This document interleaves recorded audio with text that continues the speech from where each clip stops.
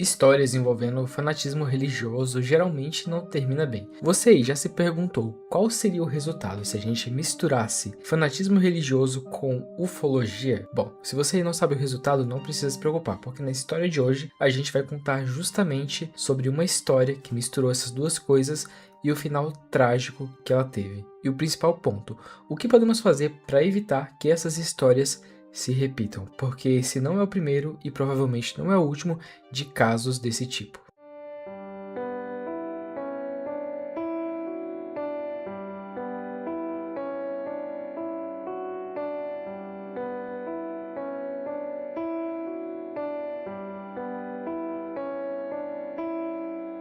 Em 26 de março de 1997, foram encontrados 39 corpos, incluindo homens e mulheres. Eles estavam todos com a mesma vestimenta e parecia um caso de suicídio coletivo. Mas uma pergunta ficou no ar: o que levaria essas pessoas a tomarem atitudes tão extremas a ponto de entregarem suas próprias vidas por suas crenças? Para começar a falar aqui da nossa história, a gente pode começar pelos nossos protagonistas, que aqui é o Marshall Applewhite e a Bonnie Nettles. Antes de toda a história ter início, Marshall fazia faculdade de música e também de teologia, e depois ele começou a atuar como professor de música na Universidade do Texas. E a Bonnie atuava como enfermeira e já era mãe de 4 filhos. Os dois se encontraram pela primeira vez no ano de 1972, quando o Marshall teve que ir no hospital para buscar um amigo, e enquanto ele estava esperando ali o amigo dele receber alta, ele encontrou a Bonnie e os dois começaram a puxar assunto e viram que tinham muito em comum. Ambos tinham interesse forte em misticismo e ocultismo e acreditavam que o encontro deles não foi por acaso. Eles acreditavam que era alguma coisa do destino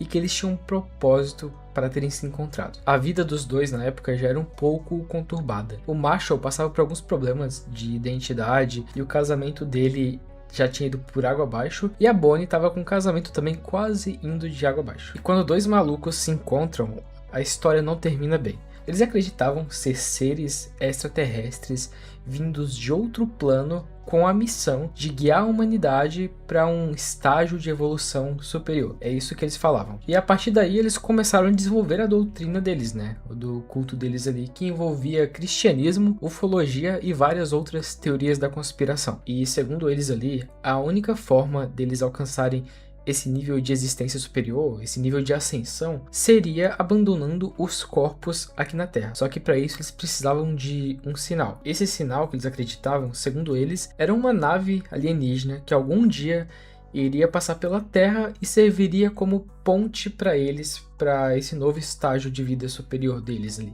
E aqui começaram as peregrinações, podemos dizer assim, as viagens de Marshall e Bonnie para espalhar a doutrina, espalhar as teorias dele. Então, entre os anos de 1974 e 1976, eles começaram a fazer várias viagens pelos Estados Unidos para conseguir seguidores. E nessas viagens eles prometiam um tipo de arrebatamento, que eles chamavam de colheita, ou de embarcação. E uma coisa que é muito surpreendente nessa história é que vocês se perguntam, se você visse pessoas falando para você que eles têm um novo tipo de teoria sobre a existência, que na verdade a gente é alienígena e a gente precisa alcançar um nível de existência superior, vocês acreditariam neles?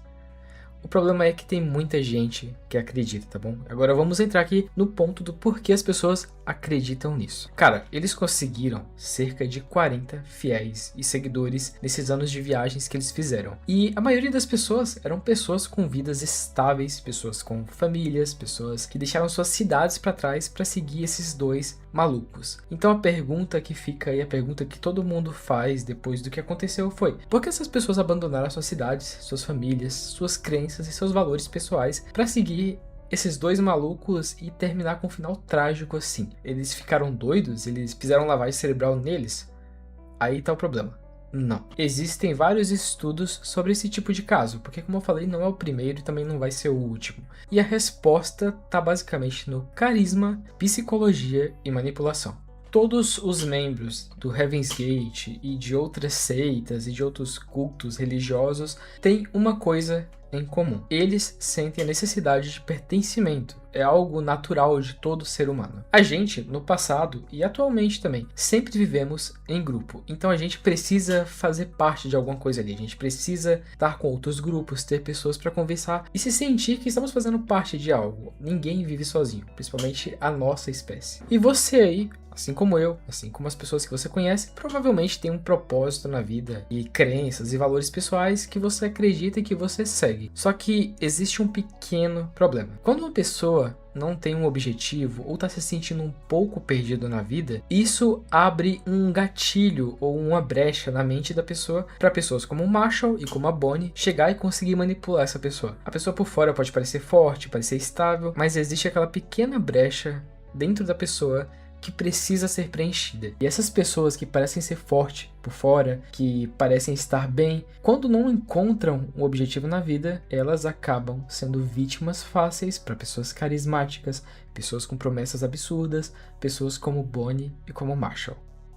O Marshall era descrito basicamente como um narcisista esquizofrênico. Só que as pessoas que estudam esse caso e as pessoas que pesquisaram mais a fundo me dizem que com 100% de certeza o Marshall e a Bonnie acreditavam fielmente no que eles estavam dizendo. Eles não estavam só tentando enganar as pessoas por causa do ego deles. Eles realmente acreditavam naquilo, tá bom? Não existe nenhuma evidência que diz que tudo isso foi uma farsa. E com o passar do tempo, o grupo começou a ficar bem mais rígido. Começou a realmente virar uma seita. Porque toda seita não começa já com extremismo, não começa com regras absurdas, porque desse jeito você não consegue conquistar seguidores, desse jeito você não consegue alcançar ninguém. E não é o objetivo dessas seitas, né? Quanto mais pessoas, melhores. Só que depois de anos, o grupo já com seus seguidores e fiéis começou a mudar algumas regras e as pessoas que já eram bem fiéis ao Marshall e a Bonnie acabaram seguindo ali as regras do grupo. Eles praticavam celibato, dizendo que qualquer tipo de desejo, interação carnal entre as pessoas podia atrapalhar a forma de ascensão que eles estavam procurando, né? Inclusive alguns membros fizeram até mesmo castração voluntária, incluindo o Marshall. E também começaram a seguir dietas bem rígidas e a vestir roupas bem padronizadas, quase sempre iguais. E uma curiosidade aqui sobre tudo isso, o Marshall e a Bonnie nunca se assumiram como um casal, mesmo vivendo anos juntos, tá bom? Eles diziam ser apenas parceiros nessa missão que lhes foi concedida. Chegando aqui no ano de 1986, provavelmente foi o maior baque que o grupo sofreu. A Bonnie acabou falecendo de câncer. E aí, como fica a moral do grupo? Com uma pessoa que se dizia ser a escolhida, que se dizia ter o papel de guiar a humanidade, acabou morrendo de câncer. Isso abalou bastante o grupo e principalmente o Marshall. Dizem que depois aí foi que as coisas desandaram pra valer mesmo. Só que o Marshall ali, para não perder a confiança dos membros do grupo, ele teve que inventar alguma coisa. E àquela altura, as pessoas acreditavam em qualquer coisa que ele dizia. Pelo menos a maioria, né? Então ele falou que a Bonnie simplesmente era mais evoluída que eles e que alcançou a ascensão antes deles e que estava esperando eles ali do outro lado. E como eu falei, eles acreditaram simplesmente assim. Aceitaram essa história de boa e pronto. Já nos anos 90, com a popularização da internet, o grupo acabou criando um site ali para colocar as suas crenças, colocar seus ideais. E o mais incrível que pareça é que o site está de pé até hoje.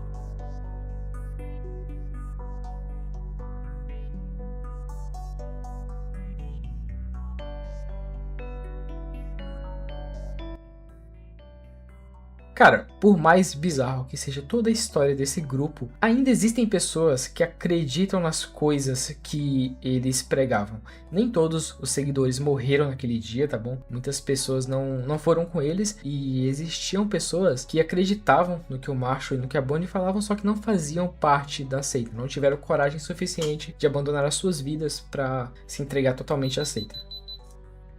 E finalmente a gente chega no ano de 1997, que é o ano final para toda essa história e o ano final para todos os membros da seita. Basicamente, em 1997 estava acontecendo um evento astronômico que o mundo todo estava falando, que era a passagem do cometa Hale-Bopp. E provavelmente a maioria das pessoas normais, se você é nascido na época, provavelmente você também estaria observando o cometa, já que é um fenômeno raro de conseguir observar aqui da Terra. Só que os membros da seita não eram pessoas normais, então eles receberam a visita e a passagem, é a palavra certa, do cometa Hale-Bopp como um sinal. Aquele sinal que eu falei para vocês que eles estavam esperando há anos. Eles acreditavam que atrás desse cometa existia uma nave invisível que seguiu o cometa e que seria a ponte para eles alcançarem a ascensão deles. Então, finalmente chegou a hora deles colocarem o plano deles em prática. E o plano deles era o seguinte: para entrar na nave, basicamente eles precisavam abandonar os seus corpos físicos, já que para eles os seus corpos era apenas uma casca,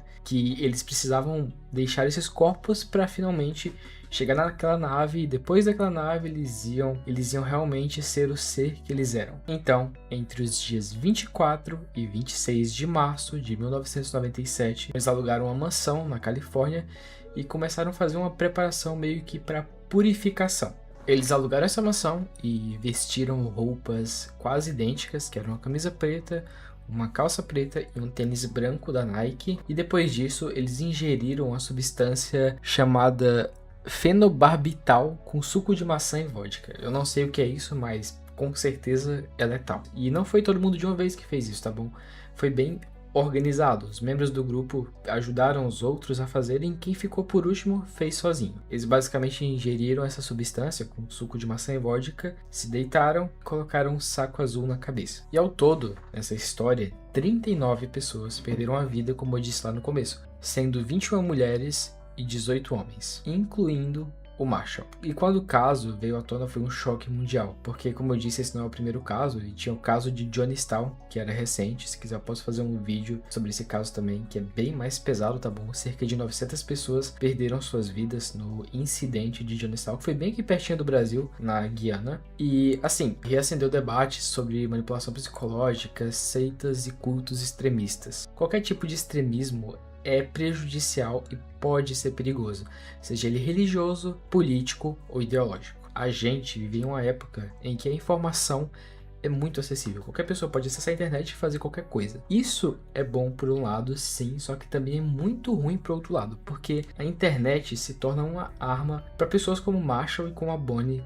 conseguirem alcançar suas vítimas mais fáceis e conseguir manipular elas e fazer esse ciclo sempre se repetir. Isso é um tema triste, complexo, mas infelizmente real. Por isso eu acho muito importante fazer esse vídeo e sempre falar desses temas, porque isso pode se repetir. E quanto mais a gente falar disso, quanto mais a gente falar dos perigos dessas seitas e desses grupos, menos isso vai se repetir. Então, se você assistiu até aqui, muito obrigado, e se conseguir, por favor, compartilhe esse vídeo para o máximo de pessoas que vocês conseguirem. Esse foi o vídeo de hoje, espero que vocês tenham gostado dessa história. Conta aí se vocês já conheciam ou não. Eu acho que o caso mais famoso envolvendo seitas provavelmente é o de Jonestown. Se vocês quiserem um vídeo completinho sobre esse caso, eu também faço. Obrigado por ter assistido até aqui, um bom dia e uma boa noite para vocês, e até mais.